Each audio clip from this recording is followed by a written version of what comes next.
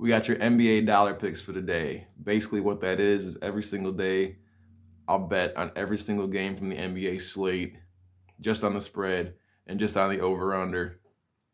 Sometimes I come up a couple bucks. Most of the time, I'm up a couple bucks. Sometimes I'm down a dollar or two, but it's pretty fun. Not really risky. You don't really feel like sick before or during a game because like you don't really have that much on it, but it can really, really add up. First off, we have the Dallas Mavericks against Detroit Pistons, 8.5 point spread for the Dallas Mavericks, and I'm going to take the Dallas Mavericks to cover that spread. I know the Pistons have covered better than anybody in the whole league this year, but they're benching a lot of players and rest of them don't want to get nobody hurt, and the Mavericks are still really playing for something. I'm going to take the under 219. Both of them really don't play fast break transition offense that much. They're kind of like a half court offense. So I'm taking under 219 with the Mavericks against the Pistons. New York Knicks right now are 5 point underdogs to the Nets.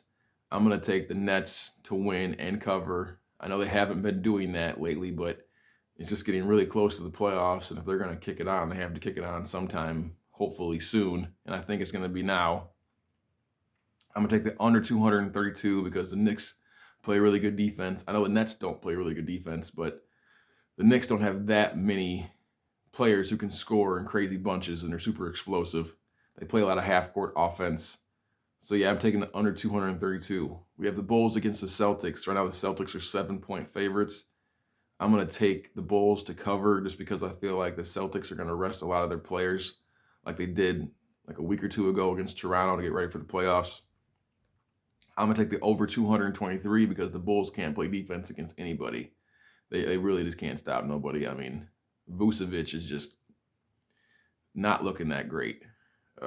We have the Washington Wizards against the Atlanta Hawks. The Wizards are the 10.5 point underdog, and I'm going to probably just take them to cover because they either win by 30 or lose by 30, and 10.5 points is a lot. So I'm just going to take them to cover the spread against the Hawks. I'm also going to take the over 230 because the Hawks have been averaging like 120 points per game, and the Wizards have been averaging like over 110 points per game. So we have the Thunder against the Jazz.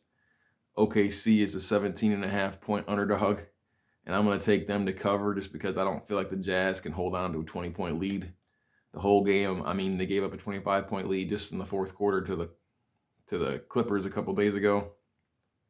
I'm going to take under 219. I just don't feel like there's that many people from the Thunder that can score. And I feel like the Jazz are kind of a slower paced offense. So, yeah, I'm going to take the under. Then we have the Suns against the Clippers.